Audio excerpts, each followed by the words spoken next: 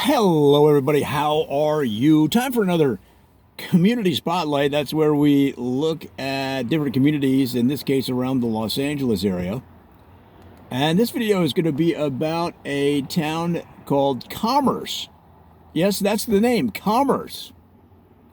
Now, Commerce is in the southeast part of LA. It's around Vernon and Montebello's kind of near there, Downey, Maywood. And I'm not sure if this is entirely true, but somebody was just over there in Commerce, and somebody said that the motto of Commerce is, the city motto is Commerce, building for the future, looking back on a fruitful past. And that's very noble. They said that the motto is a result of a contest the city had. That was the number one winner, and they took it. The one that got a lot of votes but came in second was Commerce Gateway to Bell Gardens, and it didn't quite get the votes, but there you go. Now, Commerce is interesting because the city, for as long as it's been had that name, because it originally had different names, and they put it all together. They decided to change the name of several areas under one banner and make it into an official city, official town, official community, with the name Commerce, with the sole goal to develop commerce. So it makes sense. In fact, they made it a law. Activity within the city limits has to be commerce. So there used to be a city nearby that was called Fun. If you wanted to have fun, you had to go to the town of Fun. If you wanted to sleep, right? If you wanted to buy a house, if you wanted to go home and relax and get some rest and get up in the morning, take a shower, and come back to Commerce where you might work, then you went to the town of Sleep. They had in those days they had very distinct roles for a city, which is a very unique approach that I haven't seen anywhere else. And so Commerce had a rule that you must be developing business, looking for business, creating factories, building a business, expanding a business in the city of Commerce.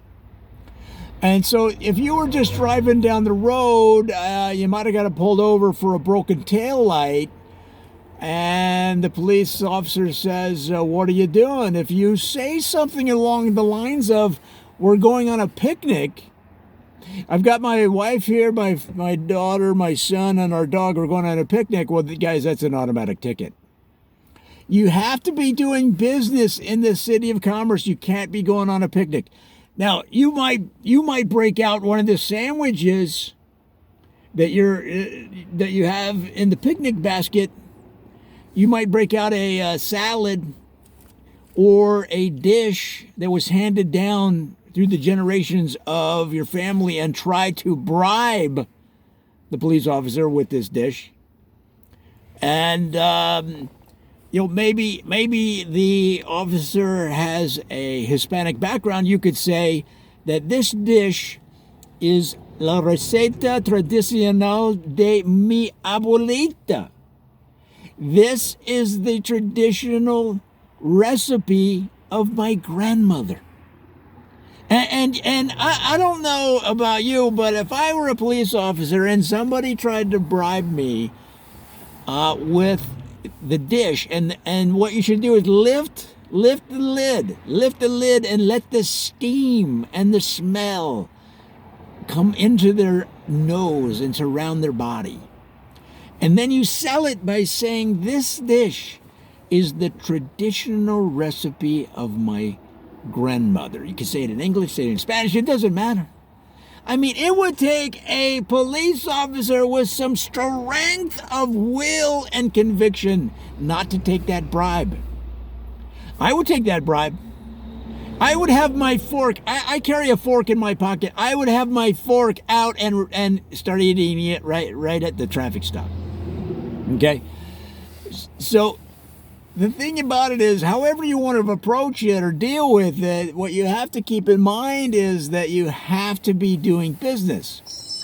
So what you should say if you're pulled over in the city of commerce, no matter what you're doing. So if you're going out, let's use the picnic example that we started with. You could say you're selling the recipe, the traditional recipe of your abuelita, your grandmother. Okay? And they say, well, where are you selling it? The police officer might say, well, where are you selling it? And they say, I could sell it to you right now. And then you lift the lid and you go through the whole thing. And if that police officer has any smarts or wits about him, they're going to say, how much? How much for that food? Now it has to be a delicious dish. You can, however you sell it. Maybe the grandmother story isn't exactly accurate. Maybe your uncle makes it when he's drunk. Okay, but I don't know. But how you sell it is going to be, and the thing is, that's what's going to get you past that ticket. They're going to walk back to their cruiser, and they're not going to give you a ticket if you tell them that you're doing business.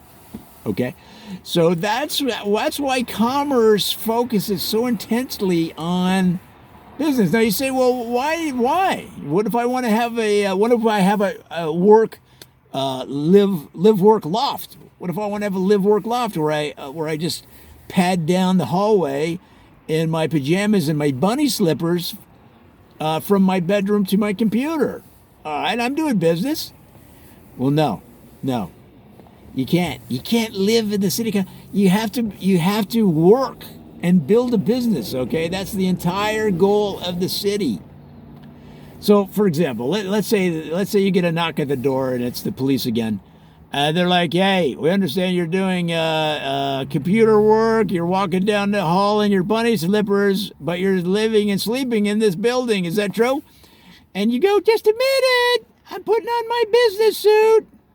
And you run and you throw those bunny slippers. You kick them off so violently that one of the bunny slippers flies across the room and knocks your Amazon Echo to the floor, your Alexa machine. And you're like, dang. But you hurry and you put on your business suit and then you answer the door. You're like, hello, officers. How can I help you? And they're like, are you living here? No.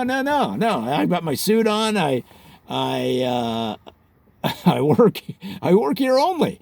Where do you live? Oh, I live over in the town of Sleep. That's where I sleep. And so you have to have a story ready to go. But they don't want that. I mean, just it's better to abide by the law and just do business in the city of commerce. Now, on the flip side, they are really good at developing businesses. If you have a business, you should go to the city of commerce to establish either an office, a distribution center, a research lab, whatever you want to do. You should, if it's business, you should do it in the city of commerce. Because all you have to do is go down, and I don't know if this is true, but I heard all you have to do is go down to City Hall and just describe the business. Well, you could say, hello, mayor's office. I have an idea for a business, and just tell them that you understood through my videos that in Monterey Park they invented the potato chip bag, and that in Montebello they invented ranch dressing. So therefore, you want to create and sell bags for ranch dressing that have two pockets. So one is the ranch dressing and the other is potato chips. You see? You see where I'm going? You've invented a two-pocket bag. One side has potato chips, the other side has the dressing. So all you have to do is just peel back the bag one time and you're going. Okay, this is just an idea off the top of my head. How you're going to come up with something much better than that, okay? But what I'm saying is, whatever you come up with, go to Commerce, tell them you have an idea. All you have to do is describe it, and they will stamp it. they'll stamp it approved. Because what they want is for you to try to develop it. They know it's going to fail. They know nobody trusts dressing that's in a bag. It has to come in one of those tubs. Dressing has to come in a tub or a bottle, right? Or homemade. But it's not going to come in a bag, like a potato chip bag with two pockets, like a saddle bag, like something you could throw over the back of a horse. Okay? So, but they want you to try, and then they'll help you develop it into a real idea, and then they get the benefit of the long-term tax revenue. You see what I mean? That's why their name is Commerce, and that's why they are the subject of this community spotlight. Go down to City of Commerce and start a business today.